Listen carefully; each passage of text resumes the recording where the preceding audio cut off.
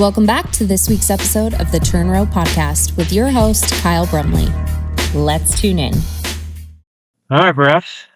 What a whirlwind it's been. Yeah. I would say the last 3 weeks have been absolutely insane around here. And unfortunately, we got a solid 3 more weeks before they slow down. And then guess what happens? Harvest.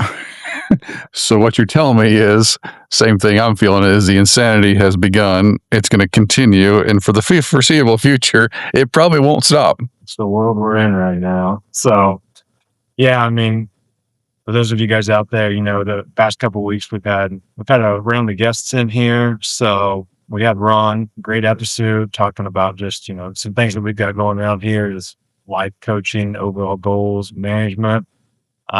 Doug, soybean expert, and then Chris back. Yeah. So, yeah. That was the easy part. I mean, on the Turn Row podcast, getting to interview people, that's the fun and easy part. The craziness has been, we had the peer group here, 10 days ago? Just last week, buddy. Yeah, so today's Wednesday, 10 days ago. Yeah. Yeah, that's hard to believe. So 10 days ago, peer group here, evaluating, SWOT analysis of our operation. Things were good there, but just a lot of brain power and a lot of things that we just got to digest and figure out how we get better, right? I mean, we're ultimately trying to figure out how do we get better internally so we can be better externally for our customer base. Then followed up yesterday was field show for us, or we call it a field day. So Cross Creek Ag and Dirt representing field day. So you can kind of talk a little bit more about how that went. Yeah. No, I mean, we had obviously about face, so everyone knows what the weather's been here in East Central, and in North Central Indiana. It's not been stress. There's no stress with the weather we've been dealing with. Come on. What stress?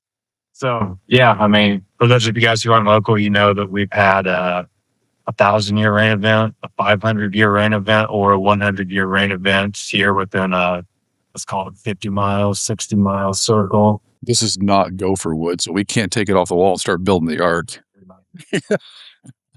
But no, I mean, with that rainfall event, I don't want to belabor what everyone already knows there, but what did it mean for our field day? We had to bring the field to people. I was really, really excited. This is the first year that we've had, some show plots around here, but not so much show plots. Let's call them water plots.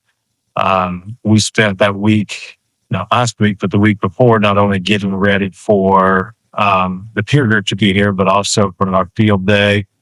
All that was, kind of, I won't say for naught, but we weren't able to really take advantage of all the hard work, which was kind of a bummer on my end. I know it was on yours and everyone else's too, but I had a lot of really good comments that it might have been better to be in the warehouse looking at pictures, looking at examples, because everyone could kind of get an up close look at it. Sometimes looking at those pictures, you can actually see more than you can in the field, but it's just hard to keep attention of people. Yeah, I mean, just ultimately speaking, when you're in the field, it is also hard for us to really, talk to a large group of people in a small, area. If you're trying to walk through small plot work and what we're doing, it does make it difficult. We went out there and we tilled up bioways. We spent a lot of time trying to get it to where people could actually touch, feel, and see it and understand what the Cross Creek system's doing, what we're doing throughout, whether it be in furrow, 2x2, side dress, foliar. We spent a lot of time and effort a whole year to completely just be deep 6 by, where anywhere from 10 to 18 inches of rain, depends on where you're at. Yeah. And everything is still muddy. And what's funny, outside the podcast studio right now, I can actually hear the lawnmower going for the first time in, over 10 days since with Brent. We're going to have to bale everything we've got in our yard. Things about 12 to 15 inches of grass growing. And so, I mean, just the things that happen. And I think as we talk about it here, and I don't want us to be, complaining, but ultimately speaking, you talked about everybody that's in that scenario where we had a tremendous amount of water and issues dealing with. We're all in the same boat. I mean, we're all dealing with stress and we're all dealing with things that weren't planned. Now you're pivoting and like, okay, what do we do? What challenges is this going to create? And it leaves a lot of unknowns. Yep. And, I'm not going to be the first to tell you, we got all the answers. This is what we need to do, Kyle. We're going to tell everyone what to do. But the fact of the matter is we're in the same boat. this is uncharted territory. I've never seen this much water in one point in time, followed up with the fact that you just can't do anything right now. Right. No, that's a great point. Yeah, let's talk about it. So, big rainfall events of that size are not common in the spring, but larger rainfall events are more common in the spring. To have it happen in mid to late August is unheard of. You just brought up a great point. I couldn't tell you how many people I've talked to. What's going to happen? What do I do? And unfortunately, it's the age-old agronomist answer of, I don't know. It depends. I forgot the disclaimer. I reserve the right to change my opinion after harvest and tell you what to do. The age-old agronomist disclaimer. Here we go. But So let's talk about some things that we probably do know. So let's start with bees. What are we going to see? Honestly, it's still less wet. It's still saturated. We don't know yet, but we do know kind of a few things. So, yellowing. This morning was the first morning. I'd been telling guys it was going to be about 10 days, and it's been close to 10 days. I started noticing it this morning. It's going to continue to get worse, but just some of the yellowing, limey to yellowing. So what is that? It's a combination of a lot of things. Number one, just nitrogen, lack of nitrogen. So we drowned out all of those nodules.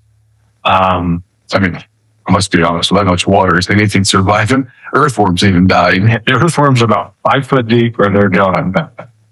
But no, that's what kind of the unknown comes in. So we know when we have those periods of extended wetness, saturated soils, that those nodules damp off. But in early season, they will repopulate. They'll come back. Does it cause a little bit of yielding? Sure, it does. Are the beans ugly for a while? Sure, but we're sitting here, realistically, a month at the most on Early planted beans harvested. Yeah. Yeah. We're mid-August right now, and historically beans have planted in mid to late April, especially the 2/2s to 2/8s in our neighborhood here in North Central Indiana. By the first week of September, second week of September, it's full send. Yeah. And right now, I would tell you, we're not there. Those beans could have been there, but when you go out and look at the early planted beans, they're every time they start turning yellow, you got about 3 weeks till they're actually senesced and ready to harvest. Yeah. We're not even close. And you start looking around like, what's going on? So there's a couple of things going back into June, July. Obviously we've had tremendous rainfall. We're keeping vegetative growth growing. That's turned into reproductive. But ultimately speaking, there's quite a few days we had in July with wildfire rain, or we didn't rain wildfire. That was really cool to see. You're going for another stress until let's just get rain and That's fire coming down. biblical. Yeah, if that starts happening, this podcast over. I'm changing. We won't be on air anymore. But you might be talking now. Talking about wildfire rain. But no, the fact of the matter, we had the wildfire smoke and smog. It cut out some of those days. Solar radiation was down. Yep. So you think about that. You look at the time frame it takes for beans being a photoperiod crop. Plus, let's be honest, we haven't missed a rain all year. So all of July, if you look at it, it's been cloudy off and on for rain events. So it's not like we had last year where pretty much all of July, I know all of August, we only had 0.3 of an inch of rain the whole month of August and none in September, really. You look at, it was full sun. It produced, whatever I'm trying to say. It basically sped the crop up to where it got to senescence quicker. This year, we're not going to have that. So where guys are thinking, we're planting mid-April, I'm planting 2/2s, 2/8s, whatever. We're going to harvest those, first, second week of September. I don't see it happening. The only way it possibly could, to your point, is the major stress event where you lack of nitrogen in the plant has been diluted. You talk about K, I'm not going to steal your thunder on that, but K levels, my thing, I'm looking at boron levels, zinc levels in these bean plants as we get towards the end here. With this much water, we know they tank anyway. Yeah. But this much water, it's going to tank massively. So kind of talk about that. Yeah. If we can get back into the fields, which we'll be able to, that's just the question is when, and if we do, is it too late? That's where I was going with nitrogen is, they will renodulate, but like you said, harvest is going to be a little delayed. But if we're a month away from harvest, it's going to take 10 more days to fully dry out. I don't know how fast they're going to, repopulate this time of year, but are we just done with nitrogen? Are beans done? I don't know. It's never happened this late. So My question is breeder rhizobia. I don't mean to get deep in agronomy talk, but breeder rhizobia in the soil, just like every microbe and bacteria, their populations are degraded dramatically. This much rain, they've been snuffed out and anaerobic from oxygen. So can the breeder rhizobia rebound in time is kind of the whole premise of where I'm getting at. Is I don't know. So, obviously those low lying areas that are still standing in water, we're just not going to lose beans there. We're just going to drown. Some of these tighter clay knobs that we've got that stay wetter longer, that's where I've seen the yellowing happen first. So some nitrogen. You mentioned a second ago, potassium's the second thing. In my mind, potassium is just as important right now, if not more important, going into continued grain fill. I mean, we're at full pod set. We're past that. So we're filling those pods now. You mentioned boron. So nitrogen, there's not really much we can do about. That's out of our hands at this point. can I throw more in on beans really? Potassium, I mean, we've got K-Blast, our product, or a potassium acetate that we can use. That's going to be a Band-Aid because we're never going to get enough of it on there to really truly, recoup and get that plant going again. But it's going to help us. Boron, we can still spray some boron on. I think that's going to be, then again, being vital for pod set, pod fill. As we know, boron is not mobile within the plant. With all of this rain, with the good growing conditions, I mean, we've stacked on. What did we see the other day? I saw some plants that we've probably put on 6 to 7 inches, which is unheard of. So today's the 19th. So on Monday we were out walking. You and I were in some 3.6s, and there was you're definitely right. There was 4 to 6 inch more growth, and then what blooms that were there were blooming again at the top. That's what I mean. We're going to add on another 4 to 8 more nodes to these plants, and we'll probably have time. And assuming the weather is not going to be terrible, we should have time to finish those out. So there's still a lot of potential. The question is, your point is the carrying capacity, the nutrient load that's available now with all this rain going to be enough? Now, if you're in those areas that, let's say north of you, right? Those guys were 2 to 5 inches. You don't have to go too far. Well, they're miles north of here. They're in a whole different ballgame. They're not dealing with what, central and north central and eastern Indiana that Ohio's dealing with. So in that scenario, they're not dealing with that problem. But for us, in this kind of scenario, if this much rainfall, I totally agree with you. I'm looking at, if we dry out enough and we get across the field, I'm going to be spraying clear to late R5. I think there's so much potential. And you and I have been out there when bees are at the max carrying capacity and they start shucking pods and they're getting rid of what they can't carry. There's not enough source distinct to be able to fill it. We've normally stopped and looked at our research data. It's been late R4. It's kind of been the last time we've sprayed. And we've done that for the last 2 years. This is the third year, I think. And typically that app will be coming up next week. Correct. Yeah. So Technology Days is next week in Atlanta. 27, 28, is that next week? Yeah, next week, 27, 28, 29. That's the time frame we've always been putting that R4 app on. I'm hoping we're going to be dry enough to be able to go apply then. So we probably will apply the late R4 app, but I'm actually looking at, for the first time in my history of career, we're probably going to go out and apply probably R5, at least, whether it be potassium, boron, zinc. We're going to do something with sugar as well. Am I hearing you say that we're going to spray in September? We spray it will be probably running in September on green crop still, which is insane to think about, but it's made us have to pivot. I mean, we've already missed one application because we should have been applying last week when I was pouring. So we're behind the 8 ball. We're just trying to figure out what's the best thing to do. Obviously, drones, everybody's like, well, why don't you use drones? Well, I'm not going to dive down that rabbit trail whether I believe drones are good, bad, or different. The fact of the matter is, drones are a great option in this scenario when we can't get across it because it's too wet. If we had that option and we had them inside of our arsenal, we'd be using that.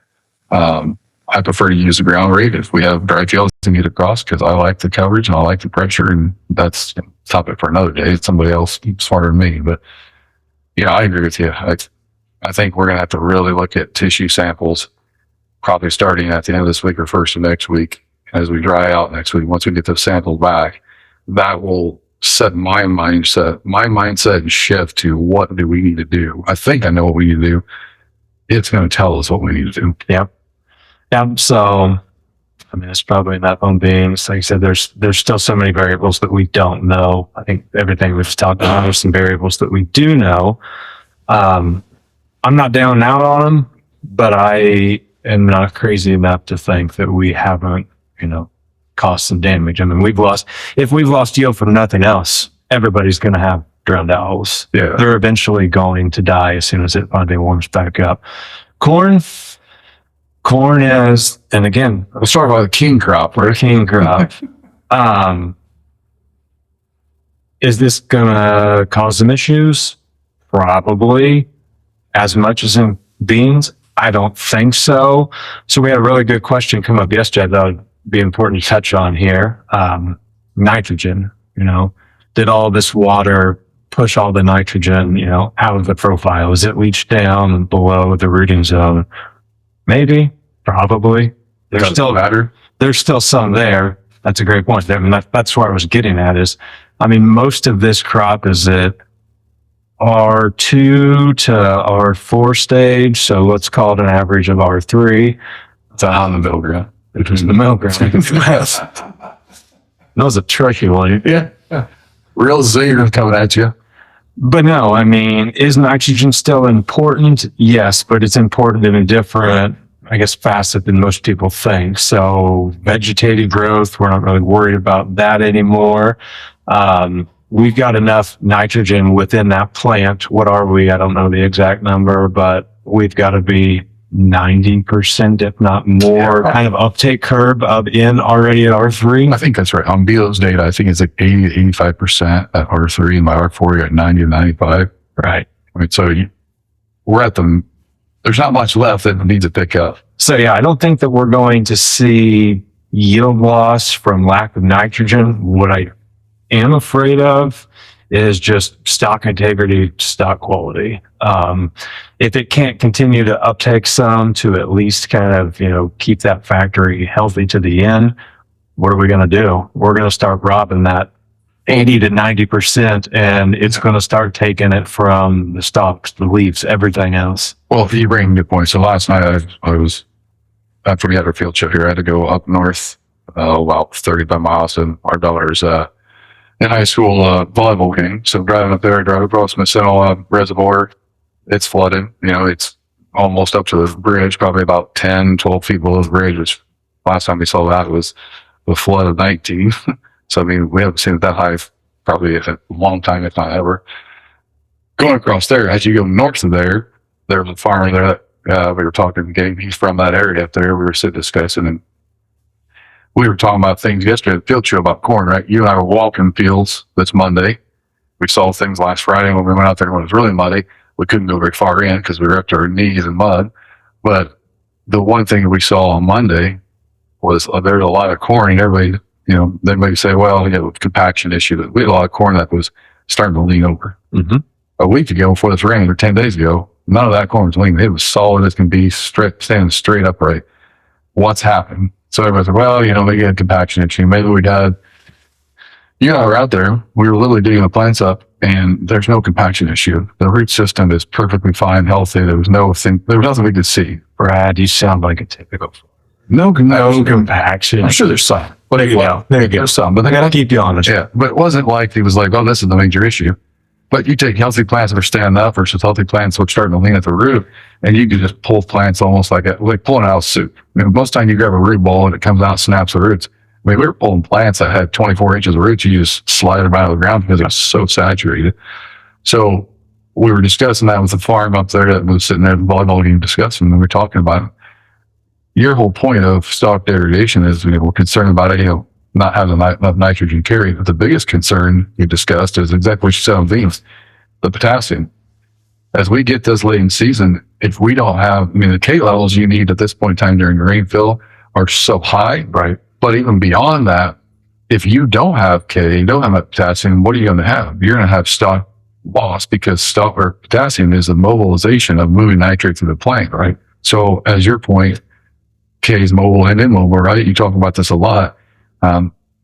the dilution of potassium in the soil, because so much water is a dilution of potassium in the plant, right? It's at a low level now. And that's kind of a massive concern for late season. So, if we're working with guys that are running drones, running airplanes, if they have their own high clearance sprayer like we do, I mean, I'm nervous about going out spraying, and we're going to run some rows over, because some of that stuff, it's not perfectly standing. Yeah, I don't know how we're going to get down there. It's going to be a problem, a challenge. I'm questioning when we're going to be able to get done, to be honest with you. But this late season pass, which was scheduled to be a week ago at Brownsville, I mean, now we're going to be closer to that R4, maybe the R5 time frame in full depth on corn, which sounds crazy, but we're going to be shifting. It's going to be high in K-Blast. It's going to be high in zinc, boron, high in our sugars, probably even a fungicide. We're probably going to use a generic or a generic cover, Full XL, because your point is this much water. We're going to see leaf disease, but I'm worried about crown rot. I'm worried about perfectly healthy plants that have great crowns and everything's been good up to this point. This much stress and lack of K in the plant, are we going to see crown rot and see stalk issues? And it's not because the disease was already there in the plant. The fact of the matter is, you got 13, 14 foot tall plants with massive ears. Yeah. We had a great crop and a high yield going, and now you take any kind of wind with loose roots. Until we get that ground solidified and actually get a structure there to hold on to it, I'm hoping this rain is coming tonight, on 19th, like we're coming across. I'm hoping it goes. I hope we miss it, or I hope it just goes by gently and there's less than 10 mile an hour winds, because we don't need anything over 10 right now. So now, I mean, nitrogen, potassium, corn and beans both. I think those are the two biggies right now. Like you said, some of these more mobile micronutrients, boron, some of those are going to be potentially an issue. Except it's too early. Let's just keep an eye on it. I had pinhole disease yet. You just started, so let's talk disease real quick before we kind of move on from this. So soybeans, once again, it's too early to tell, but I think we would be crazy not to at least think or be on the watch out for, in my mind, probably Phytophthora and Pythium. So you think of any of those diseases that proliferate, let's go have to slow down. Starting to sound like me now. With saturated soils, it's been cool. If the table turns and it turns hot, it's still going to be saturated. So really, we're kind of keeping an eye on the whole gamut of root rots, what I just commonly refer to generically as just water molds. Yeah. Corn, you just said it. I mean, are we going to see not really crown rot, but just a rotting of the crown, if you know what I mean? Right. Just, it's not doing because there was an early season infection. Right. That's foliar diseases. It's the time of year where it's cool in the evenings, it's hot during the day, there's enough moisture in the atmosphere that we're having these heavy dews. That is very favorable conditions for some of these leaf diseases. Everyone talks about tar spot. Tar spot's out there. Have not seen it blow up yet. I'm not saying it hasn't blown up in places, but I want to kind of go back and think about, I always call gray and northern kind of the forgotten diseases. They don't even exist anymore now that tar spot came out. Yeah. If you guys haven't been in your field, I would strongly suggest you to go take a walk, and I promise you will probably see more gray leaf spot out there than you've seen in years. Yep. That's worrying me as much as tar spot right now. It's definitely lower canopy, a lot more than what I've ever seen. Probably in, if you look at 10 to 12 years, it's there. All right. But I mean, to wrap that part of the agronomy talk up, we're discussing, I think as people are listening to this and understand, we're not trying just to sell product because we just want to move product out there. Late season, you need to, I mean, there's a rhyme and a reason in our program why we're doing those things. But the fact of the matter is this whole weather event for us here locally has shifted what we got to do. So my whole talk to everybody is don't give up on this crop. Okay. You don't feel like, hey, we got a great crop, we got a great yield going, this weather event came in, we're just going to leave it to be and we'll see what happens. Get in your field, understand what's going on, and then call us if you have if you can get a tissue sample and understand what your crop's doing. Get a hold of us because there's things we can do and pivot. And maybe you have a high clearance sprayer you can get into your field. Maybe you got to have a drone go and do it. Whatever it may be. But I mean, that's the biggest thing I'm trying to get people to understand is don't give up on this crop. There is a massive crop to protect and be able to weather the grab. Beans is going to be a little bit more of a challenge because they're going to be affected a little harder, I think, than what corn will. But the question being comes forward is, can we get across the field in the scenario we're given right now? But don't give up. Like, do not give up. That's probably what's got me stressed out. Why I'm so like just kind of grumpy these last couple of days. I'm trying to figure out how to get it done, and we just can't get it done right now. I mean, that is why I set you in that chair. Look above your head. Need some golf syrup up there. There's a bottle of Woodford up there that might get out here before too long. So yeah. So no. Moving on down the agronomy section.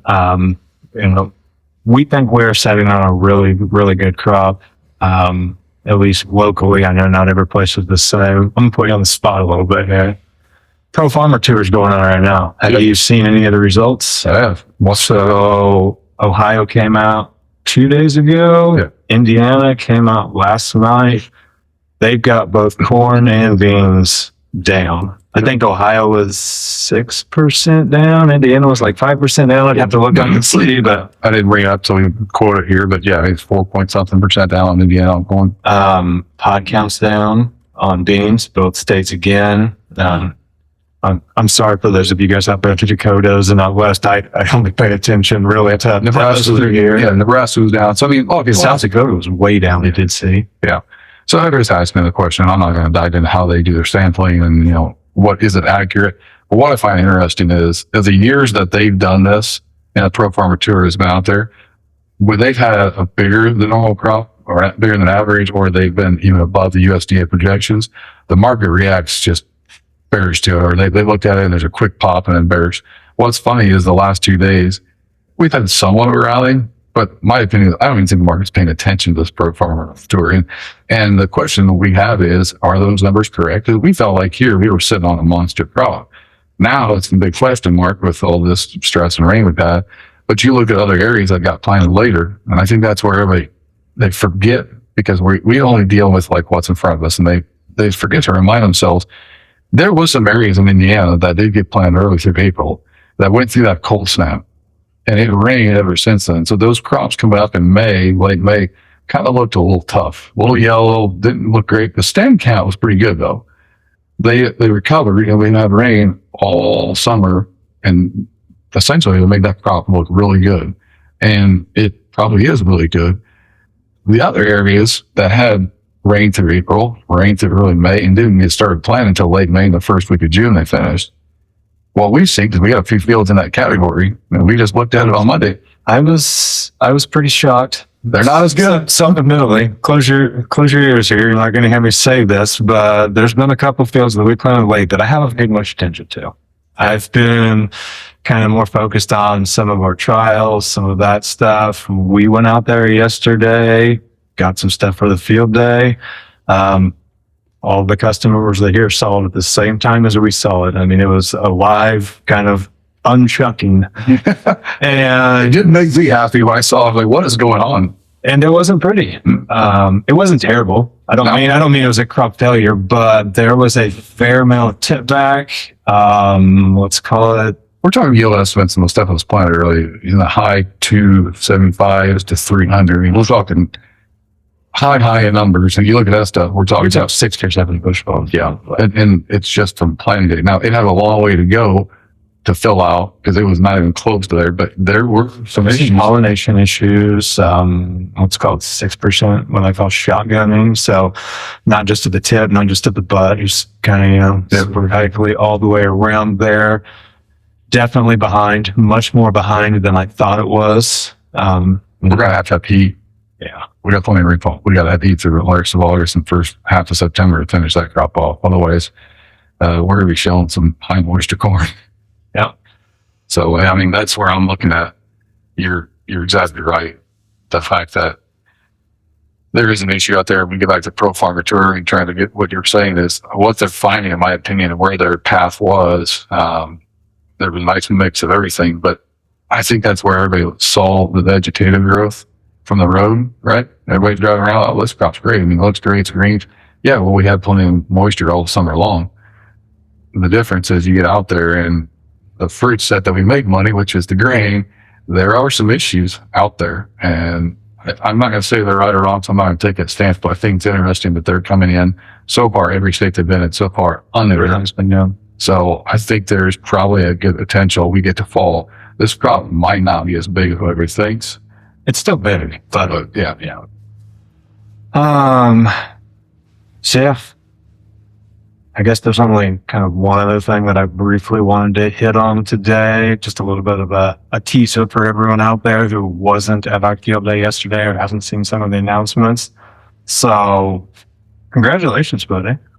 Congratulations on two things. What are you wrong this time? Number one, for those of you out there who haven't seen, who weren't here, yesterday was the official launch of kind of Cross Creek Ag's exclusive product lineup. Yeah. This has been a long time coming. This has been in the works in my not quite 3 years here.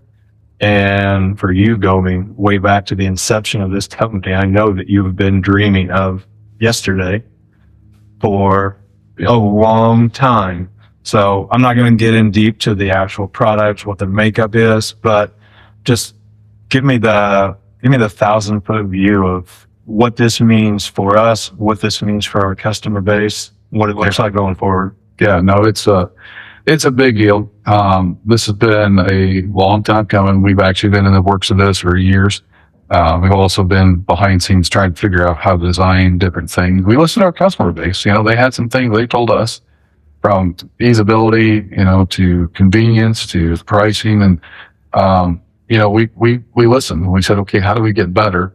And maybe some people along the way that are much smarter than me that wanted to come in and help build this whole entire idea with us and our surroundings. So yeah, we launched our new product line, which is obviously, we launched DIRT last year in the research, and the DIRT company will eventually be the owner of these products, and Cross Creek will be the distributor for them. But, one company obviously having the background of that. And we wanted to be able to produce some products that fit a niche market, but also a wide variety of different crops we can help with. So that's been fun. That's exciting. The second part of that is we're not getting rid of our existing lineup. It's not like we're just lock, stock, and barrel shifting. So, the products that our customer base have been used to are still going to be available. And we're going to work through that with them of what is the best fit.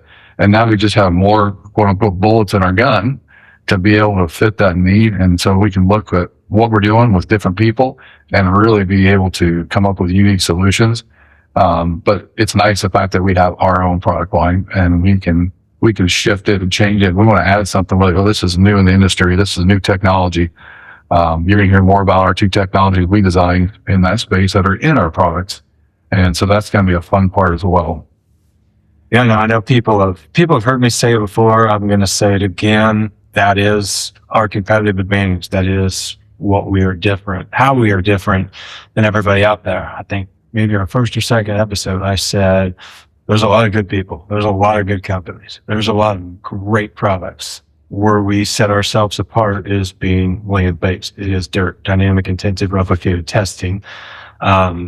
These products weren't just, we need this and we need a little bit of that. This was years of trial and error, of blood, sweat, and tears of, like you just said, the farmer says, hey, I want this and this and this mixed together. Well, that all sounds great, but I want it free too. You can't have it for free. No. But no, I mean, I'm fairly decent at chemistry. I'm fairly decent at biology, as are you. But at the end of the day, I'm not a chemist and I'm not a biologist. So when you actually dream up these products, come up with crazy ideas and then sit down with someone who actually can do that, and he says, no, I can only use a certain percentage of this or a certain percentage of that. That was really, really fun and really, really eye-opening on what some of the current products in the marketplace, why they are the way they are, why percentages are the way they are, why different pricing models are. But, like I said, without getting into it too deep, I think we have got the absolute highest quality, best product out there that's really going to make a difference for this growers, not only in just plant health, soil health, overall yield, ROI. By bringing our products in-house, we are able to be a lot more competitive, cutting out the middleman of looking at raw ingredients, sourcing raw ingredients, having, direct conversations with the manufacturer. So overall, it's, Yeah, guys are going to see it this year. Our dirt research will have a first look that guys are going to get to see open-ended data that did it pass the test or not? Did a new product line actually bring more ROI or less? I mean, we're going to be able to exclusively show people exactly what happened, and we're going to be transparent and honest about it. We don't help people make money by into marketing stuff that doesn't work. that's right. So what's the second thing? You said that's the first thing. Well, since we have been so busy around here, and I'm not sure we're going to have the chance to sit down again, I know that you are coming up on a much needed little break with Marsh. 25-year wedding anniversary, I believe, correct? Yep, she stayed around for 25 years. I don't know why or how, but she has. So no, that's an awesome accomplishment. That's a testament to you and her both. I hope my wife doesn't listen to this because I cannot imagine having to work with my wife every day. I love her, but it would not work out. You and Marsh work together every single day. You're a positive influence on all of us. You're a positive influence on your kids, and just congratulations. I wanted everyone to know that, because I don't know if we'll have a chance to sit back down before October that 6th. happens. October Well, 6th. it comes up then, but I mean, you guys are going to take off and celebrate a little bit. Yeah, So we don't get to leave during harvest, so we're going to leave a little early and get out here and just get a week away from everything, and it'll be kind of nice. So I'm not lying. Having a little break right now for all the chaos and stress. It doesn't sound half bad. Then we'll come back to more chaos and stress, and then harvest. But I love harvest because it's finally the chance to see the fruit of what we've put work into and find out what works and what hasn't worked this year. So. all right, buddy. Well, I need some more coffee. Let's wrap this up. You got to know your fifth cup today or the fourth? That's the minimum, maybe 6. I don't know. Anyway, we talked a lot of today. There's a lot of unknowns out there still. Get out in your field, pay attention, give us a call, work with your trusted agronomist. Don't give up on the crop. See you guys next week at Technology Days wow. I really need some more coffee. For those of you who are seed customers, look forward to seeing you there, and see you next time. Thanks for joining us on this week's episode of the Turn Row Podcast. This episode is brought to you by Cross Creek Ag Solutions. From precision ag technology to smarter, data-driven decisions, Cross Creek helps farmers maximize every acre. Ready to grow more with less guesswork? Visit crosscreekag.com and see what your operation is missing. Cross Creek Ag Solutions. Farming smarter starts here.